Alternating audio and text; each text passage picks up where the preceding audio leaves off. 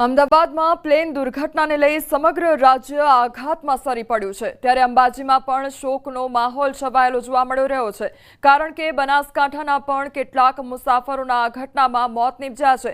આ ઉપરાંત આ દુર્ઘટનામાં પૂર્વ મુખ્યમંત્રી વિજય રૂપાણીનું પણ નિધન થયું છે। નોંધનીય છે કે તેઓ માં અંબાના પરમ ભક્ત હતા। અવારનવાર અંબાજી દર્શનાર્થે પરિવાર સાથે આવતા હતા ત્યારે ઘટનાને લઈ શક્તિપીઠ અંબાજી મંદિરના બ્રાહ્મણોએ પણ ભારે દુઃખની લાગણી व्यक्त करी। ब्राह्मणों हवन करी तमाम मृतकों ने श्रद्धांजलि पाठवी छे तो चाचर चौक में दिवंगत आत्माओं माटे मंत्रोच्चार कर्या।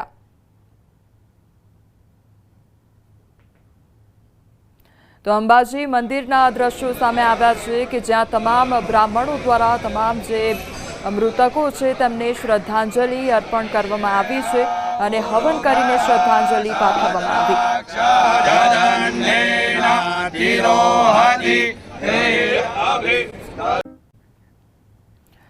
પૂર્વ મુખ્યમંત્રી વિજય રૂપાણીની પ્રાર્થના સભા અને રેસકોર્સ મેદાન ખાતે પ્રાર્થના સભા યોજાશે ત્યારે 2500 થી વધુ માણસો બેસી શકે તે પ્રકારની બેઠક વ્યવસ્થા ગોઠવવામાં આવશે। રાજકોટના રેસકોર્સ મેદાન ખાતે પ્રાર્થના સભાની તૈયારીઓ શરૂ કરવામાં આવી છે। સોમવારે પ્રાર્થના સભા યોજાય તેવી શક્યતા સેવાઈ રહી છે। ગુરુવારના રોજ વિમાન દુર્ઘટનામાં પૂર્વ મુખ્યમંત્રી વિજય રૂપાણીનું નિધન થયું હતું અને ત્યારબાદ પ્રાર્થના સભાનું આયોજન કરવામાં આવ્યું છે। સંવાદદાતા અંકિત અમારી સાથે જોડાઈ ગયા છે। અંકિત, પ્લેન ક્રેશ દુર્ઘટનામાં આપણે જે વિજય રૂપાણીજી હતા તેમને આપણે ગુમાવ્યા છે અને હવે પ્રાર્થના સભાનું આયોજન કરવામાં આવ્યું છે, શું અપડેટ?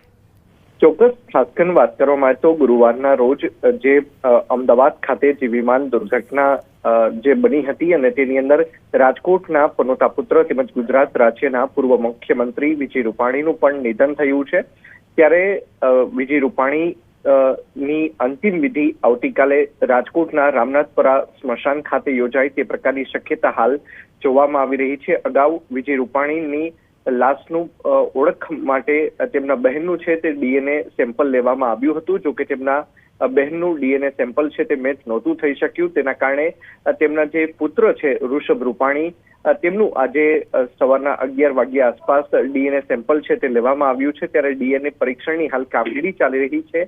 ત્યારે રૂપાણી પરિવારના જે નજીકના સૂત્રો છે તેમના દ્વારા જે શક્યતાઓ વ્યક્ત કરવામાં આવી છે તે અંતર્ગત આવતીકાલે રાજકોટના રામનાથપરા સ્મશાન ખાતે તેમની અંતિમ વિધિ છે તે થઈ શકે તેમ છે।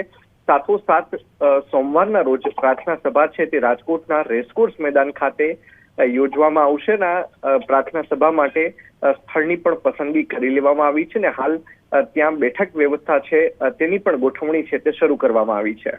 જી અંકિત, સમગ્ર માહિતી બદલ આપનો આભાર।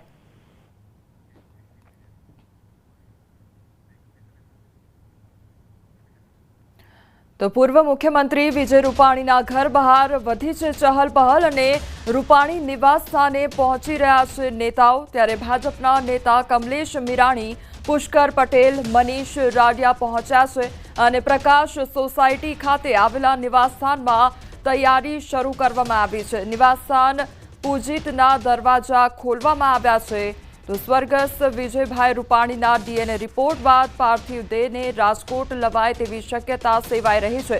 પૂર્વ સ્ટેન્ડિંગ ચેરમેન પુષ્કર પટેલનું નિવેદન સામે આવ્યું છે। રાજકોટની ગ્રીનલેન્ડ ચોકડીથી પ્રકાશ સોસાયટીમાં પાર્થિવ દેહને લાવવામાં આવશે તો ગ્રીનલેન્ડ ચોકડી, કુવાડવા રોડ, હોસ્પિટલ ચોક, ચૌધરી હાઈસ્કૂલ, રૈયા રોડ થઈ હનુમાન મઢીથી પ્રકાશ સોસાયટી નિવાસસ્થાન સુધી પાર્થિવ દેહને લાવવામાં આવશે। પાર્થિવ દેહને નિવાસસ્થાન ખાતે અંતિમ દર્શન માટે રાખવામાં આવશે। રામનાથ સ્મશાન ખાતે અંતિમ સંસ્કાર કરવામાં આવશે। પૂર્વ મુખ્યમંત્રી વિજયભાઈ રૂપાણીના નિધન બાદ સૌપ્રથમ વખત તેમના ઘરના તાળા ખુલ્યા છે। એમના પાર્થિવ દેહ છે રાજકોટ તેમના નિવાસસ્થાને લાવવામાં આવે એ પહેલાં જ જે છે અત્યારે અહીંયા વાત કરવામાં આવે તો જે છે અલગ અલગ નેતાઓ પહોંચી રહ્યા છે। અત્યારે જે છે તેમના ઘરે તૈયારીઓનો દોર પણ હાથ ધરવામાં આવી રહ્યો છે।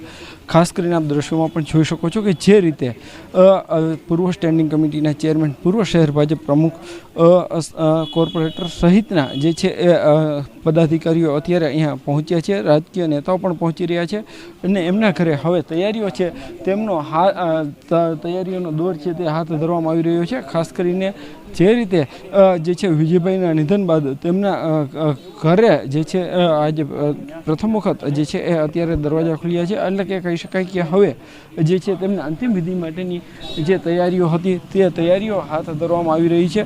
નેતાઓ છે તે પણ અત્યારે જે છે અલગ અલગ તૈયારીઓ કરવામાં આવી રહ્યા છે. જો કહી શકાય કે જો પાર્થિવ દેહ લાવવામાં આવે છે તો કઈ રીતના જે તૈયારીઓ કરવામાં આવી રહ્યા છે?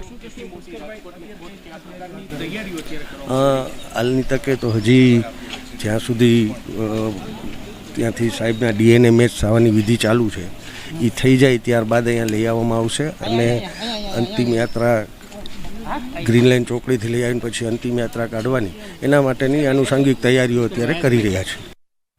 તો રાજકોટમાં રૂપાણીના નિવાસસ્થાને અંતિમ વિધિની તૈયારીઓ કરવામાં આવી રહી છે. ઘર નજીક આવેલા મંદિર ખાતે સાફ સફાઈ હાથ ધરવામાં આવી છે. કોર્પોરેશન દ્વારા તાત્કાલિક સાફ સફાઈ હાથ ધરવામાં આવી છે.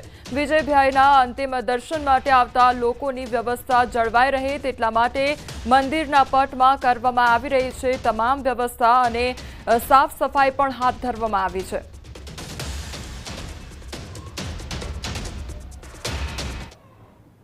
વિજય રૂપાણીનો પાર્થિવ દેહ છે તે રાજકોટ ખાતે લાવવામાં આવશે અને એ પહેલાં અત્યારે ગયા છે એમના ઘરની બહાર જે ધ્યાન શંકર પ્રગટેશ્વર મહાદેવનું મંદિર છે ત્યાં સાફ સફાઈની કામગીરી શરૂ કરી દેવામાં આવી છે. ખાસ કરીને આ જગ્યાએ જે છે લોકો આવશે તેમને જે છે બેસાડવાની વ્યવસ્થાઓ રાખવામાં આવશે અને તેમનો જે છે પાર્થિવ દેહ રાજકોટ ખાતે પહોંચે એ પહેલાં જ અત્યારે અહીં જે છે સફાઈની કામગીરી પણ હાથ ધરવામાં આવી છે. આ ઉપરાંત જે છે અહીંયા ખુરશીઓ પણ મુકાશે અને અલગ અલગ વ્યવસ્થાઓ પણ થશે. એટલે કે કહી શકાય કે પૂર્વ મુખ્યમંત્રી વિજયભાઈ રૂપાણીનો પાર્થિવ દેહ રાજકોટ પહોંચે તે પહેલાં જ ક્યાંક ને ક્યાંક જે મહેમાનો આવવાના છે, લોકો આવવાના છે તેમને શ્રદ્ધાંજલિ દેવા માટે, તેમના બેસવા માટેની અને અલગ અલગ જે છે વ્યવસ્થાઓ અત્યારથી જ શરૂ કરી દેવામાં આવી છે. डीएनए के लिए क्रॉस मैचिंग वेरिफिकेशन होना था, वो होना चालू हो गया है. मैचिंग के लिए जिसने स्पेसिमेन दिए हैं उसको फोन करके बताया जाएगा कि भाई आपका मैचिंग हो गया है और किसी को यहाँ हल्ला गुल्ला करने की ज़रूरत नहीं है. जैसे जैसे हमारे पास आएगा हम प्रत्येक परिवार को ये इन्फॉर्मेशन देके बुला लेंगे.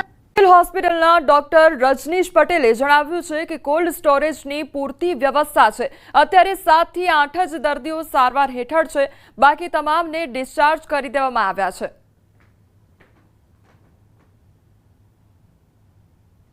પણ અમારો નવો એફએમનો બ્લોક તૈયાર થઈ રહ્યો હતો, સંપૂર્ણ થઈ ગયો છે. એ બ્લોકનો કોઈને આઈડિયા જ નથી અને એ બ્લોકમાં અમારી પાસે પર્યાપ્ત માત્રામાં કોલ્ડ સ્ટોરેજ અને બધી વ્યવસ્થાઓ ઉપલબ્ધ છે. કોલ્ડ સ્ટોરેજની સુવિધા ક્યાંથી વાપરવામાં નથી આવી, મેડિસિટીના કોલ્ડ સ્ટોરેજ વાપરવામાં આવેલા છે. અત્યારે 7 થી 8 જ દર્દીઓ હાજર છે, એમાંથી બર્ન્સના જ રહ્યા છે, બાકી બધા ડિસ્ચાર્જ થઈ ગયા છે. આરોગ્ય મંત્રી ઋષિકેશ પટેલે કહ્યું છે કે ડીએનએ મેચની કામગીરી ચાલી રહી છે. કન્ફર્મ કર્યા બાદ પરિવારોને મૃતદેહ સોંપવામાં આવશે.